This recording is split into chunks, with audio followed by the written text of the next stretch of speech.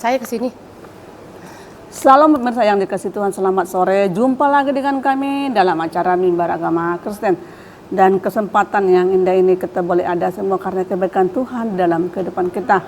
Kita boleh ada melewati minggu bulan.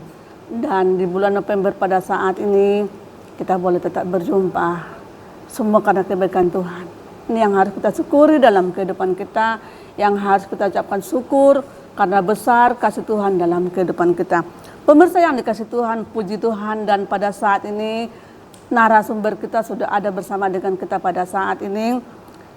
Beliau adalah Ibu Lasma Nenggolan STH yang akan membagikan berkat buat kita pada sore hari ini.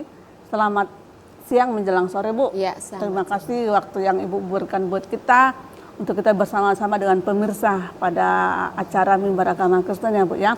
Dan kita pada saat ini kita akan membahas dengan tema peranan umat Tuhan dalam mensukseskan pilkada. Peranan umat Tuhan dalam mensukseskan pilkada.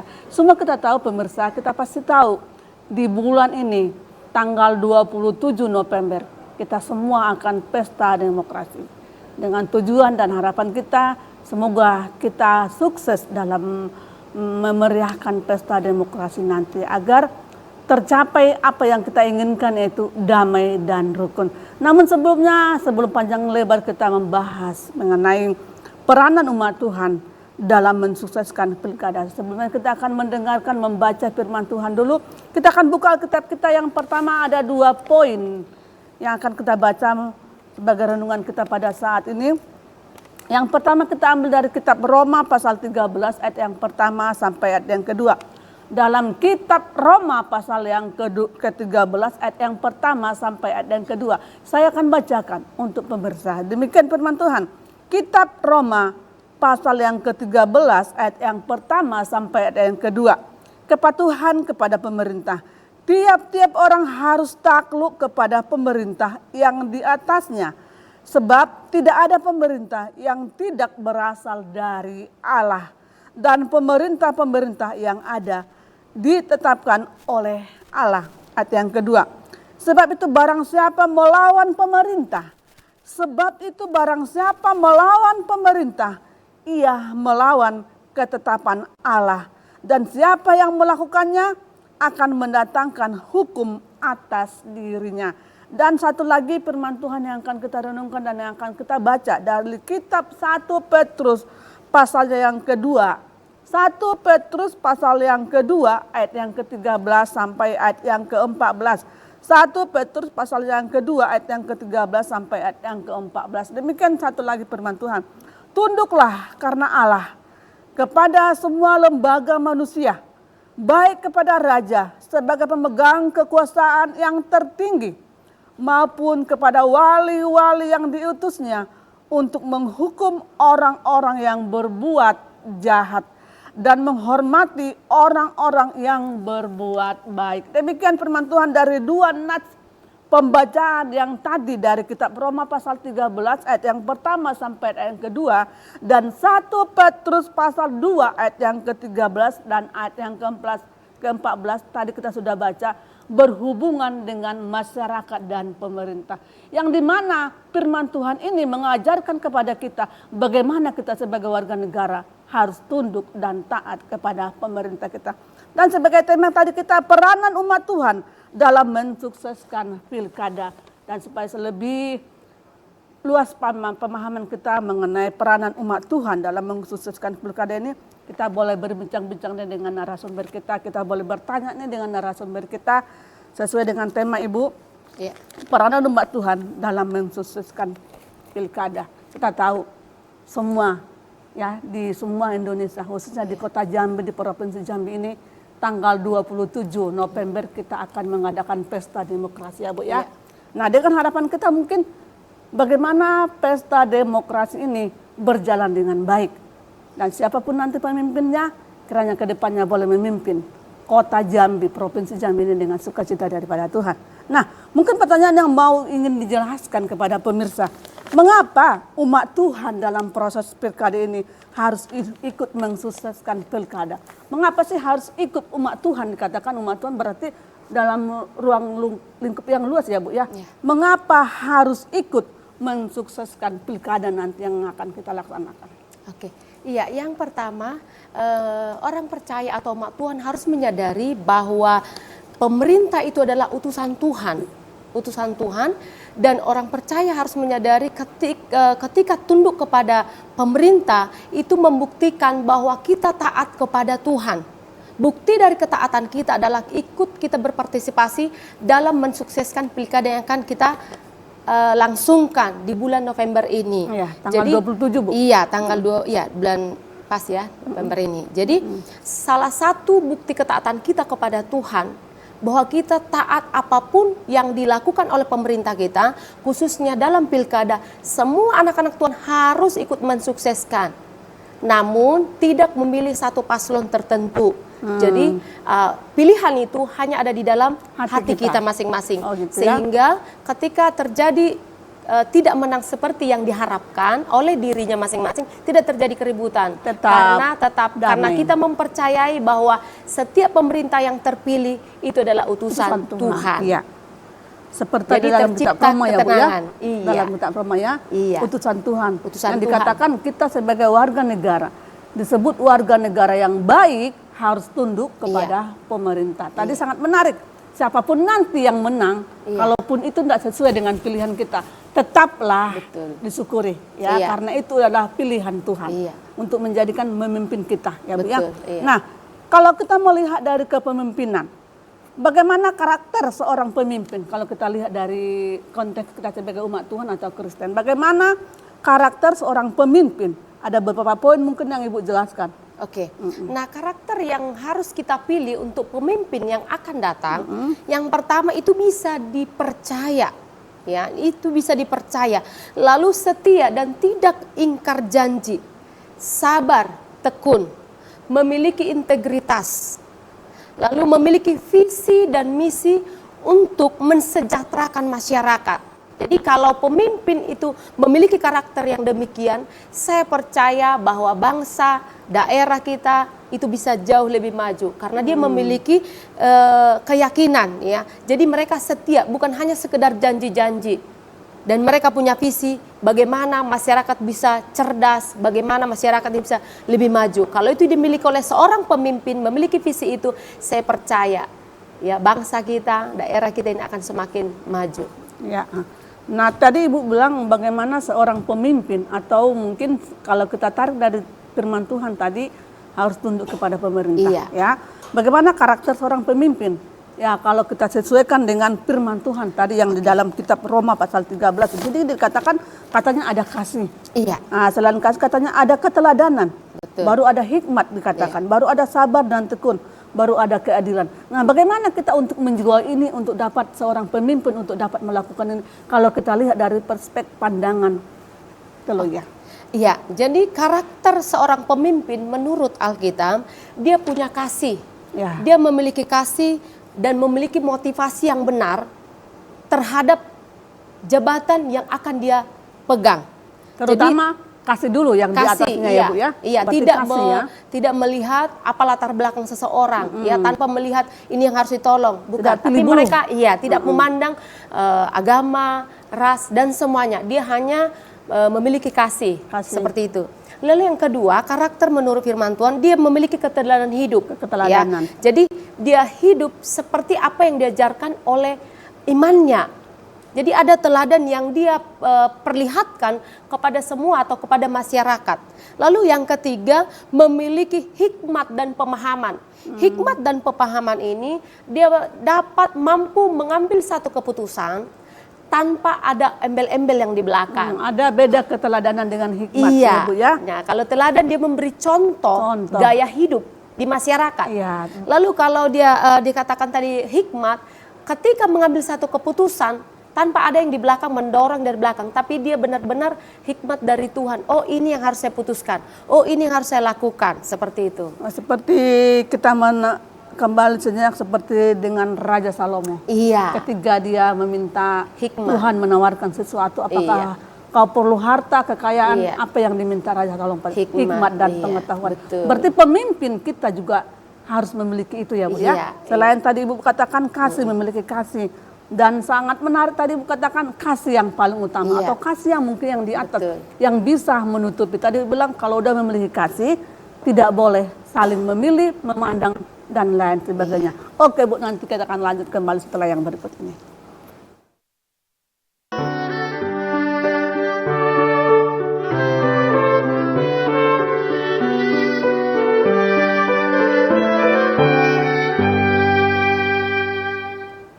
Terima kasih pemirsa yang dikasih Tuhan, masih tetap bersama dengan kami dalam acara Mimbar Agama Kristen.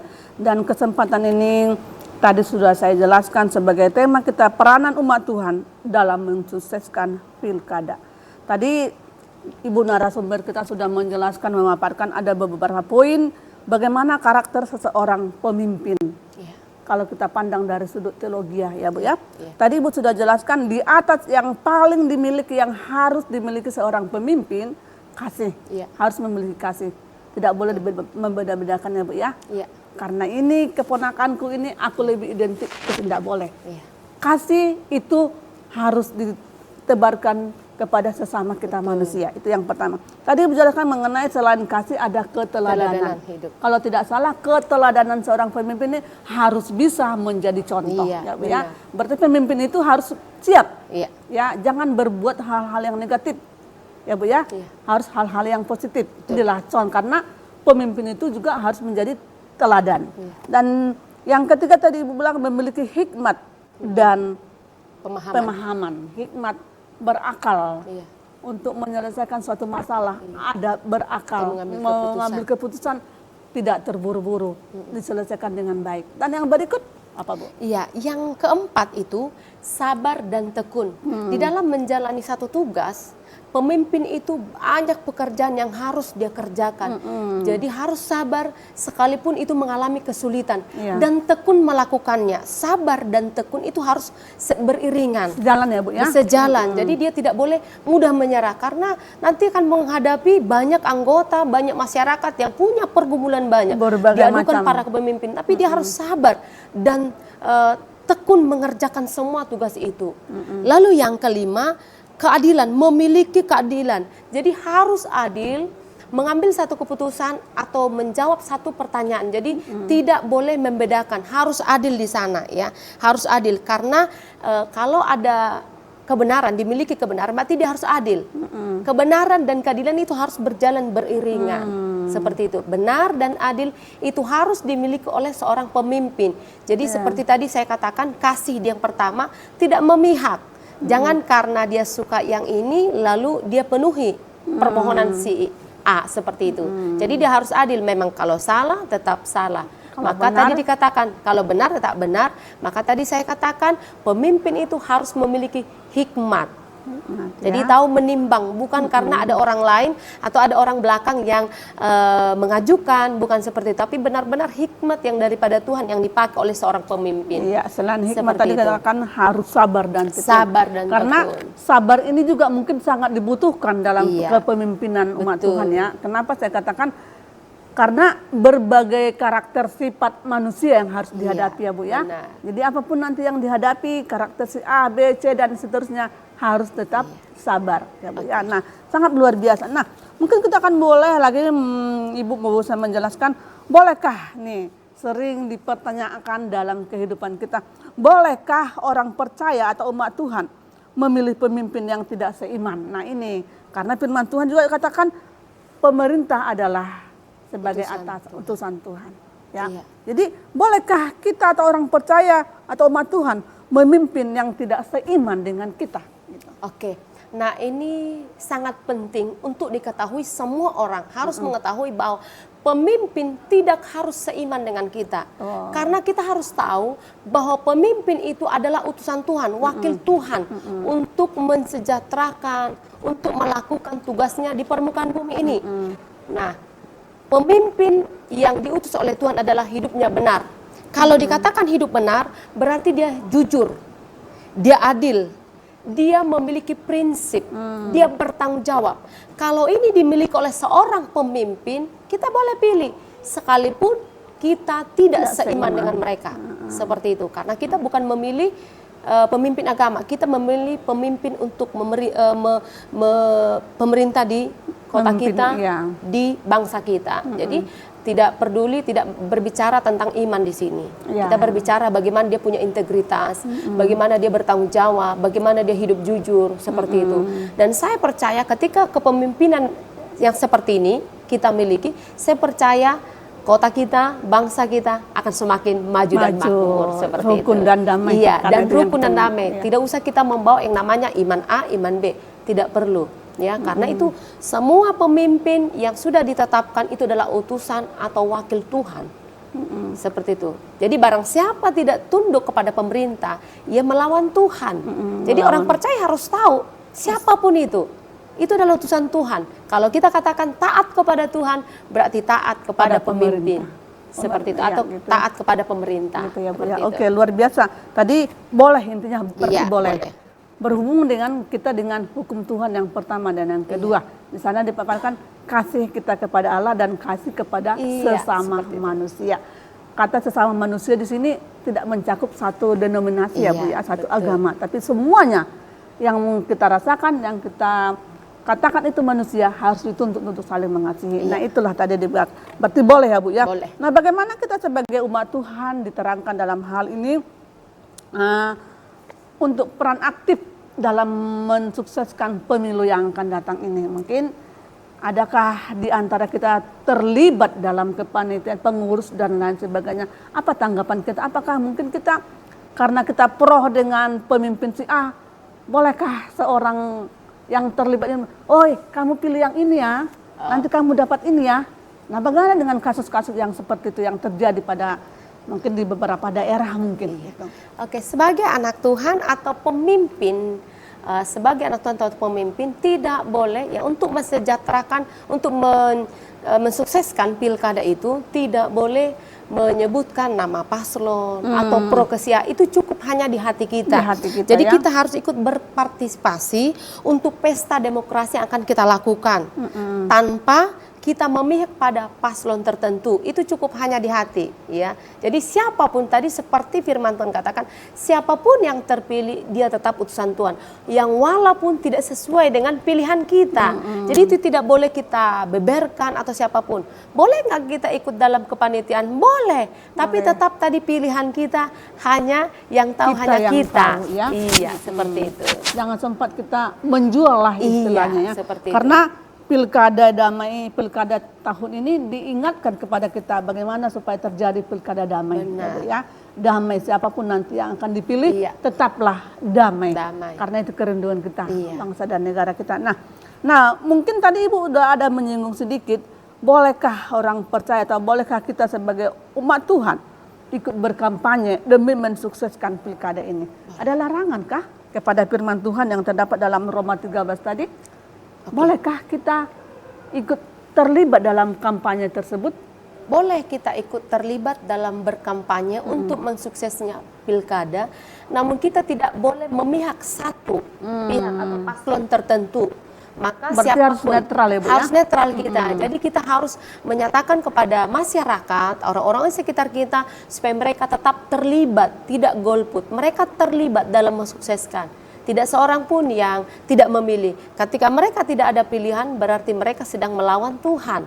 Seperti jadi kita semua para pemimpin-pemimpin, orang-orang umat-umat Tuhan harus ikut berkampanye. Ayo, pilih yang sesuai dengan yang karakter yang tadi. Berarti Seperti ini itu. merupakan suatu peran kita Peranan ya. penting. Peran kita sebagai Iya. umat Tuhan untuk mensukseskannya, Iya, betul. terlibat di situ juga ya, Bu, ya. Betul. Nah, bagaimana peranan yang lebih identik dengan kepemimpinan ini nanti? Jadi peranan supaya sukses, memang kita harus menceritakan atau beritahu kepada orang-orang sekitar kita supaya tidak seorang pun yang satu tidak membuat keributan, lalu tidak golput, tidak mau tahu, itu harus dihapuskan dari umat-umat Tuhan. Bisa bayangkan kalau anak-anak tuh atau orang-orang percaya nggak mau terlibat, aku udahlah siapapun Untuk itu apa? terserah, Kan mungkin untuk banyak apa yang seperti juga, itu, iya. siapapun pemimpinnya biarlah itu kan harus kita benar-benar kasih tahu buat mereka bahwa tidak boleh, suara kita itu berharga. Berharga. Iya, suara kita itu penting, bukan karena kita diberikan sesuatu. Iya. Jadi pilihlah tanpa harus didorong oleh hal-hal yang begitu, lain, iya. gitu ya. Tapi benar-benar dari hati kita yang ingin supaya bangsa ini semakin maju. Itu tujuan kita. Dan memang harus ikut aktif ya, harus ikut aktif kita mensukseskan ini. Dimanapun kita bertemu, baik kita pemimpin di satu lapangan, di sekolah, dimanapun kita harus katakan bahwa kita harus memilih itu. Oke, nanti kita akan lanjut kembali setelah yang berikut ini.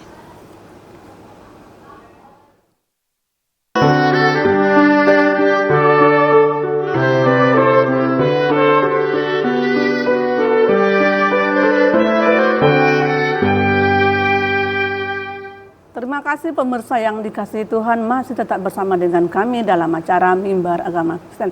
Tadi kita sudah membahas mengenai pilkada yang akan kita laksanakan di bulan November, tanggal 27 November ini. Nah, terakhir mungkin bisa yang mau Ibu bisa mungkin jelaskan, karena ini sering, saya tidak tahu ini adakah benar-benar atau hoax, kita tidak tahu. Nah, bagaimana tanggapan Ibu sebagai tokoh agama ya, dari kita sebagai tokoh agama, isu-isu tentang memberikan tanda kutip, ada yang memberikan uang dan lain sebagainya. Nah, ini ku kasih untuk kamu memilih yang apa idolaku ya, yang apa yang calonku ya. Nah, bagaimana tanggapan Ibu tentang hal itu? Baiklah, saya juga sering mendengarkan yang demikian, tapi secara pribadi saya tidak pernah menerima itu. Tetapi orang-orang di sekitar saya himbau supaya pilihan kita ini panjang, untuk jangka panjang, 5 tahun ke depan itu pemimpin kita. Jadi jangan hanya karena ada pemberian maka kita pilih, tapi pilihlah pemimpin yang sesuai dengan karakter, yang sesuai dengan pilihan hati kita. Bagaimana nanti ketika pemerintah itu terpilih, pemimpin itu terpilih, maka sejahtera itu terjadi. Jadi jangan hanya karena sedikit pemberian kita pilih pemimpin tersebut. Jadi itu tidak diperbolehkan. Seharusnya itu tidak diperbolehkan. Dalam firman Tuhan juga berarti itu tidak diperbolehkan ya, karena firman Tuhan pilihlah, tunduk dan taat itu ya Bu ya. Nah, mungkin kesimpulan dari pertemuan kita pada saat ini, bisa menjelaskan kesimpulan apa yang mau kita bagikan ke pemirsa, kesimpulan dari pertemuan kita? Iya. Jadi kesimpulan dari pembahasan kita peranan orang percaya di dalam mensukseskan pilkada, bahwa setiap orang percaya harus memilih sesuai dengan karakter yang tadi kita sudah bahas bagaimana karakternya. Lalu pilihlah tanpa ada embel-embel yang di belakang ya. Ikutlah berpartisipasi dalam pesta demokrasi supaya tenang, dan kita harus siap. Siapapun yang kita pilih, baik dia menang ataupun kalah, kita tetap dipenuhi dengan kedamaian di masyarakat sekitar kita. Jadi jangan ada yang golput. Betul ya, karena suara itu sangat suara sangat berharga. Karena ya, Bu, ya? Suara kita sangatlah berharga. Suara kita menentukan. Iya, baik. Terima kasih Bu sudah memberikan materi buat kita pada saat ini. Semoga kita boleh memilih pemimpin kita yang taat. Ya, siapapun nanti yang menang, kita tetap tunduk kepada pemerintah kita. Ya, pemirsa yang dikasih Tuhan, pilkada damai. Damai itu indah, tanpa ujaran kebencian dan tanpa hoak. Kiranya ini boleh menjadi kita laksanakan nanti dalam pesta demokrasi kita, dan boleh kita memilih suara kita. Ingat, jangan sampai golput. Sampai di sini pertemuan kita pada sore hari ini. Tuhan Yesus memberkati kita dan terima kasih.